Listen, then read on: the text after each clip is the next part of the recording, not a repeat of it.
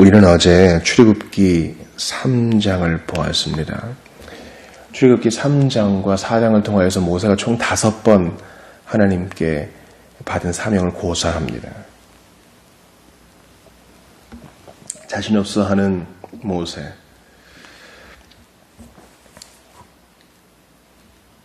또한 어떤 표적을 원하는 모세.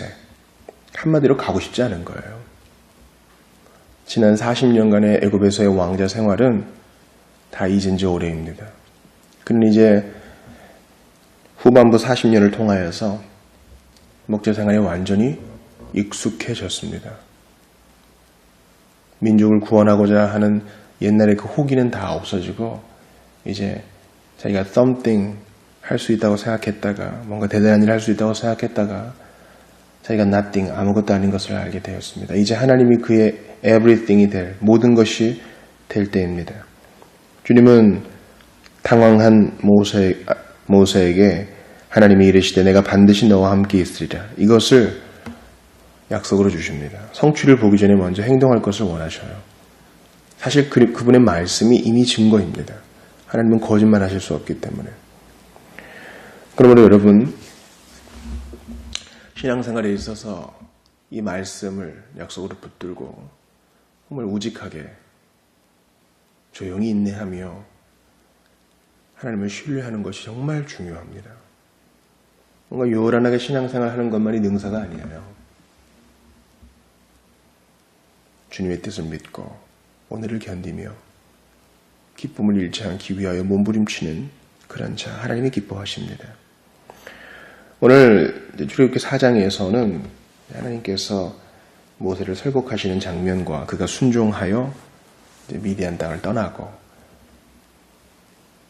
그 와중에 이제 게르솜의 할례 사건이 나오고 주님 말씀하신 대로 이스라엘 장로들이 모세의 말에 청종하는 것을 보게 됩니다.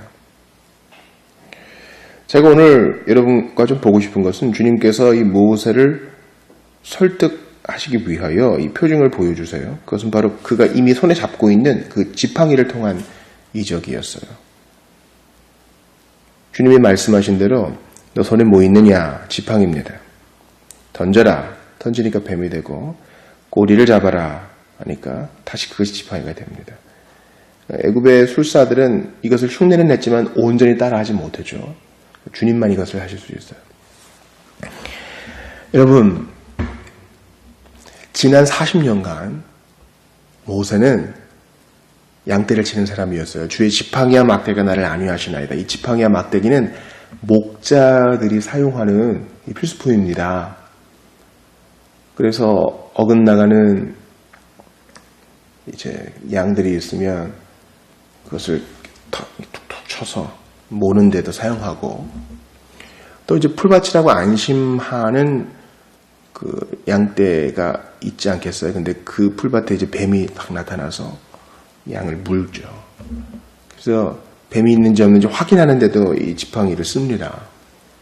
또 우리를 정돈하기 위해서 양똥 치워내고 아무튼 마른 막대기 유용하게 쓰지만 늘 현장에서 쓰는 거니까 깨끗하지 않고 지금 모세가 이런 막대기와 같은 입장이에요. 모세가 나는 못합니다. 보낼 만한 사람 보내십시오.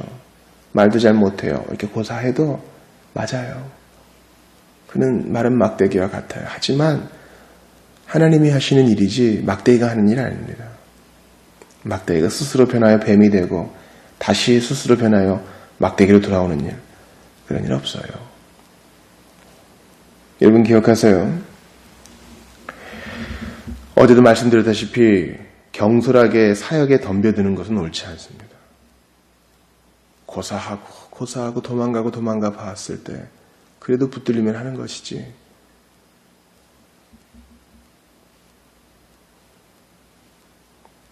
자신이 마른 지팡이와 같은 존재임을 깨달아야 비로소 준비 하나가 되었다라고 말할 수 있는 겁니다. 그런데 이 익숙한 이 모세는 광야에서 양을 치며 뱀을 수없이 봤을 거예요. 그 뱀을 잡을 때는 여러분들 아시다시피 뱀의 머리를 제압합니다. 독이 거기 있고 이 독이 나오는 이가 거기 있으니까.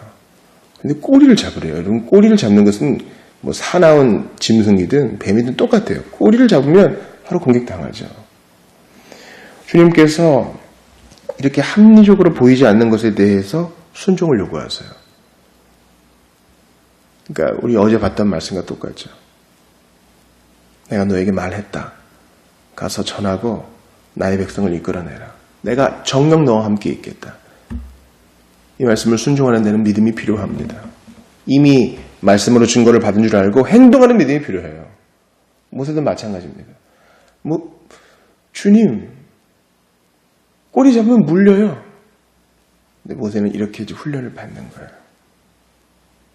항상 내 생각대로만 되는 것은 아니구나. 하나님의 일은 이런 거구나. 여러분, 자기 생각으로 하나님의 사역을 꽤 맞추려고 해서는 안 돼요. 그렇지? 늘 하던 통밥이 있으니 이 다음엔 이거 다음엔 이거 이렇게 되겠지.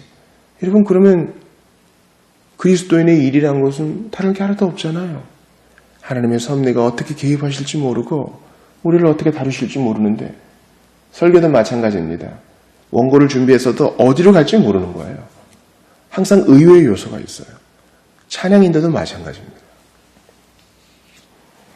우리의 생각을 버리고 하나님의 생각에 유연하게 순종하는 것이 필요합니다. 주님은 모세에게 계속 합리적인 증거를 대시해서 그가 자신 없어 하는 모든 것을 다 도와주시겠다고 합니다. 말을 못한다 하니까 그럼 네 형 아론을 붙여주겠다. 사람들이 안 믿을 겁니다. 이적을 행할 것을 자세히 알려주십니다.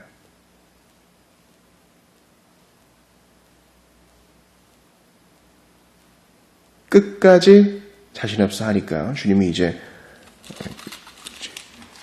버럭 소리를 지르시죠. 그러면서 내가 너를 짓지 않았느냐. 말을 잘하건 못하건 내가 만든 것이니 너는 걱정하지 말아라 하고 모세를 보내십니다. 여러분 14절을 보세요. 여호와께서 모세를 향하여 노하여 이르시되 끝까지 고사하니까. 그러나 주님은 이렇게 분을 내시다가도 다 도와주실 거 다 도와주시고 아론 주시고 약속도 주세요. 아론이 형이지만 너는 그에게 하나님처럼 될 거야. 너는 그 앞에 권위자가 될 거야. 이렇게 약속도 줍니다. 우리 같으면 하지마 하고 팍 쳐버릴 텐데 주님은 끝까지 인자하신 분이세요. 여러분 그런 거예요. 하나님이 여러분을 부르셨다고 생각할 때 도망갈 수 있을 때까지 도망가 보세요. 그래도 잡히면 하는 거예요. 처음부터 주님 내가 여기 있사오니 기쁘고 자원하는 마음으로 하는 것도 중요해요. 근데 철저히 고증해 보는 것도 필요해요.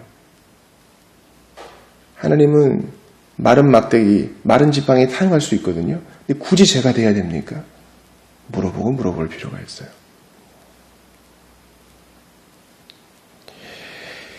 이제 확증을 받은 모세는 이드로에게 가서 이런 얘기는 하지 않아요. 어떤 핑계를 댑니까? 애굽에 있는 형제들 살아있는지 가보려 합니다. 이드로의 전송을 받아요. 그리고 처음에는 아내와 아이들을 데리고 두 아들을 데리고 가다가 한 숙소에서 주님이 그를 죽이려 하시죠. 이게 좀 상당히 난해 부분이에요. 근데 이 핵심 문제는 바로 할례에 있어요.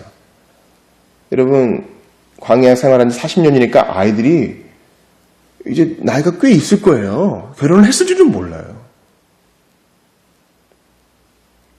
다 큰 아이들인데 할례를 하지 않았어요. 이 할례는 난집 8일 만에 하는 이 할례는 아브라함의 후손이다, 복받을 사람이다, 구별된 사람이다를 알려주는 징표인데 이것은 무시한 거죠. 그러니까 모세는 지도자로서 본을 아직 보이지 못한 것입니다. 그러니까 이 게르솜 사건을 통해서도 그렇고 또 장인에게 진지하고 솔직하게 얘기하지 못한 것도 그렇고 모세는 설득되었지만 아직까지 하나님이 일하시는 상황에 대해서 확신하고 있지는 못하는 것 같아요. 어떤 그의 믿음의 연약한 부족을 보여주는 것이라고도 할 수 있죠. 그러나 십보라의 순종으로 이제 모세는 자기의 길을 가게 됩니다. 아마 이때 이제 그의 아내와 아들은 남겨놓고 본인은 혼자 가는 것 같아요. 하나님 앞에 홀로 순종해 나가는 것입니다. 저는 오늘 본문을 통해서 완고한 자를 내치지 않으시고 자신의 그릇 삼고자 하는 자에게 노하기도 하시지만 끝까지 동기부여하시고 필요한 건 다 주겠다. 또 은혜롭게 친절하게 설득하시는 하나님을 보게 되는 것입니다. 그러므로 여러분, 제가 도망갈 수 있을 때까지 도망가 보라 했죠. 그때 주님이 와서 잡으시면 두 손 들고 순종해야 됩니다. 지나친 겸양은 불신과 가까운 거예요. 꼭 기억하세요. 아니에요. 지나친 겸양은 교만의 표현일 수 있어요. 제가 좋아하는 아티스트가 있어요. 마이클 칼드라고요. 엘샤다이 만든 분이시죠. 그분이 학자이기도 해요. 이제 집회를 하고 콘서트를 하면 너무 좋았습니다 이러면 몰려. 연주도 좀 틀리고 목소리도 틀렸고 음정도 좀 나갔어요. 그렇게 하는 자기를 봤다는 거예요. 하나님은 자기를 마른 지팡이 같은 자기를 쓰신 건 생각 안 하고 겸양의 표현을 통해서 교만을 드러내는 거죠. 사랑하는 여러분, 주님이 여러분을 추적하셔서 여러분을 굴복시키실 거예요. 그리스도인이 되는 과정도, 제자가 되는 과정도, 사역자가 되는 과정도 동일해요. 나 길을 잃고 헤맬 때 그 사랑 날 찾아 내셨네. 이거예요. 그때 두 손 들고 굴복하며 네 주님 하고 순종하는 게 필요해요. 게르솜 사건, 즉 아들의 할례 사건과 십보라의 개입으로 목숨을 보존하게 된 모세는 아론의 영접과 이스라엘 자손의 영접, 환대를 통해서 하나님이 함께 하심을 느꼈을 겁니다. 그렇습니다. 주님이 부르실 때